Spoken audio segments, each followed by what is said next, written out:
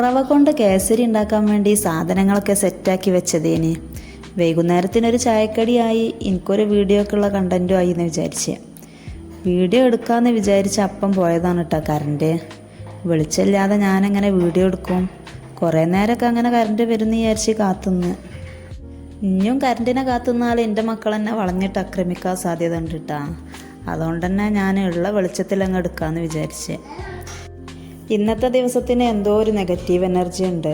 അണ്ടിപ്പരിപ്പും മുന്തിരിയും വറക്കാൻ വേണ്ടി ചട്ടിയിൽ ഇട്ടത് ഒന്ന് തിരിഞ്ഞ് വന്നപ്പോത്തിന് അത് കരിഞ്ഞു പോയി. കേസരി ഉണ്ടാക്കാൻ ഏറ്റവും നല്ലത് നോൺ സ്റ്റിക്ക് പാത്രമാണ്. അത്യാവശ്യം നല്ല മധുരം വേണം കേട്ടോ ഇതിൽ, എന്നാലേ അത് നല്ല ടേസ്റ്റ് ഉണ്ടാവും. അങ്ങനെ അതാ സാധനമൊക്കെ സെറ്റായിട്ടുണ്ട്. പാത്തു ഉറങ്ങുകയാണ്, അതുകൊണ്ടാണ് കേട്ടോ അവളെ വീഡിയോയിലൊന്നും കാണാത്തത്.